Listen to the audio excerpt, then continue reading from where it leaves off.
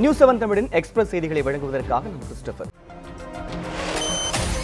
NEET தேர்வு இடஒதுக்கீடு தொடர்பாக நீதியரசர்கள் அளிக்கும் தீர்ப்புக்கு மதிப்பளிப்போம் என மாநில சுகாதாரத்துறை அமைச்சர் விஜயபாஸ்கர் தெரிவித்துள்ளார்.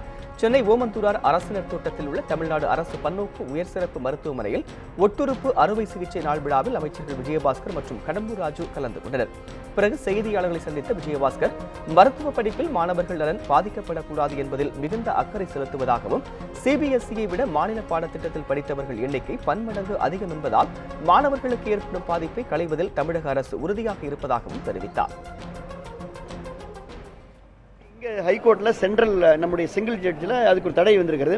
நம்ம அதுக்கப்புறம் உடனடியாக அரசு இந்த ஸ்டேட் போர்டு மாணவருடைய நலனுக்காக அப்பீல் செய்யும் நாங்கள் சொல்லியிருந்தோம். உடனடியாக அப்பீல் செய்யப்பட்டு நம்பர் ஆகி இன்று விவாதத்திற்கு வருகிறது. அதனால் அதன் உள்ளே ரொம்ப போட வேணாம். மாண்புமிகு நீதியரசருக்கு சொல்லக்கூடிய கருத்துக்களை நிச்சயமாக ஏற்றுக்கொள்ளக்கூடிய மதிக்கக்கூடிய அதை செயல்படுத்தக்கூடிய அரசு அம்மாவுடைய அரசு.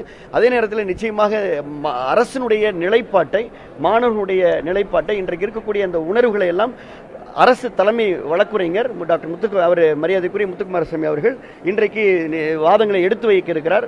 நல்ல தீர்ப்பு வரும் என்று நான் நம்புகின்றேன்.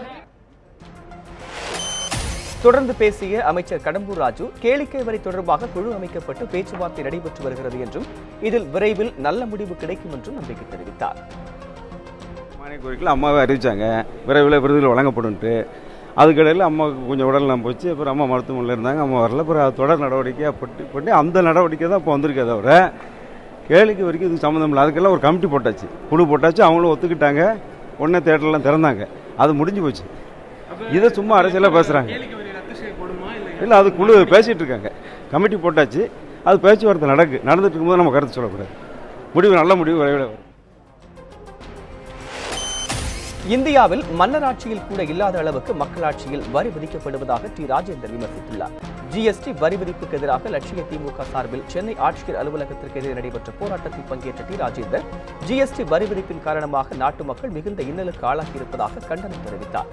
சினிமா துறை மட்டுமின்றி நாட்டில் உள்ள அனைத்து தரப்பு வணிகர்களும் மக்களும் ஜிஎஸ்டி வரி விதிப்பால் பாதிக்கப்பட்டுள்ளதாகவும் எதிர்காலத்தில் பாரதிய ஜனதா ஆட்சி மீது அதிருப்தி ஏற்படுவதற்கு ஜிஎஸ்டி வரி விதிப்பே காரணமாக அமையும் என்றும் விமர்சித்தார். அத்தைக்கு மீசை முளைக்கட்டும், பிறகு சித்தப்பா என்று அழைக்கலாம் என நடிகர்கள் ரஜினிகாந்த், கமல்ஹாசன் அரசியல் பிரவேசம் குறித்து திராவிட கழக தலைவர் கி வீரமணி தெரிவித்துள்ளார். சென்னையில் செய்தியாளர்களிடம் பேசிய அவர் நீட் தேர்வுக்கு எதிராக திமுகவும் ஒரு முடிவெடுக்க சூழல் வந்துள்ளதாகவும் இந்த விவகாரத்தில் தமிழக அரசு மௌனம் சாதிக்காமல் மாநில உரிமையை நிலைநிறுத்த வேண்டும் என்றும் அறிவுறுத்தினார். இதற்காக குடியரசு துணைத் தலைவர் தேர்தல் வாய்ப்பை தமிழக அரசு பயன்படுத்திக் கொள்ள வேண்டும் என்றும் கி வீரமணி கேட்டுக் கொண்டார். மேலும் நடிகர்கள் ரஜினிகாந்த், கமல்ஹாசன் ஆகியோர் அரசியலுக்கு வருவது குறித்து முழுமையான தகவல் வந்த பிறகு பதிலளிப்பதாகவும் அவர் கூறினார். அத்தைகளுக்கு மீசை முளைக்கட்டும், பிறகு சித்தப்பா என்று அழைக்கலாம். நடிகர் கமல்ஹாசன் கட்சி தொடங்கினால் வரவேற்பதாக தமிழக காங்கிரஸ் கமிட்டி தலைவர் திருநாவுக்கரசு தெரிவித்துள்ளார். சென்னை கீழ்ப்பாக்கத்தில் பேராயர் எஸ்ரா சர்க்குணத்தின் பிறந்தநாள் விழா நிகழ்ச்சி நடைபெற்றது. அப்போது செய்தியாளர்களிடம் பேசிய திருநாவுக்கரசர் சட்டமன்றத்தில் எதிர்க்கட்சிகளுக்கு போதுமான வாய்ப்பு அளிக்கப்படுவதில்லை எனவும் இந்த அரசாங்கம் மீண்டும் ஆட்சிக்கு வராது எனவும் குறிப்பிட்டார். ட்விட்டரில் இருந்து வெளியேறியது குறித்து புஷ்பவிடம்தான் கேட்க வேண்டும் என்றும் அவர் கூறினார்.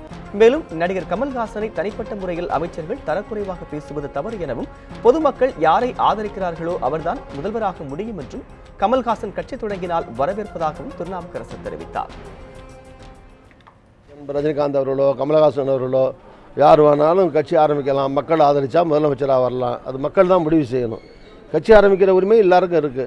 அப்படி அவர் ஆரம்பிச்சாரானால் அதுவும் வரவேற்புக்குரியது. தமிழ்நாடு காங்கிரஸ் சார்பில் வரவேற்கிறேன். ஏன்னா அவங்க அப்பாவே ஒரு காங்கிரஸ் தியாகி. அவர் சுதந்திர போராட்டத்துக்கு கமல்ஹாசன் அவருடைய தந்தையார் சுதந்திர போராட்ட தியாகி, ராமநாதபுரத்தை சார்ந்தவர், பரமக்குடியை சார்ந்தவர், தமிழ்நாட்டை சார்ந்தவர். இங்கே தமிழ்நாட்டில் சுதந்திர போராட்டத்துக்காக போராடின ஒரு தியாகியுடைய மகன் கமல்ஹாசன்.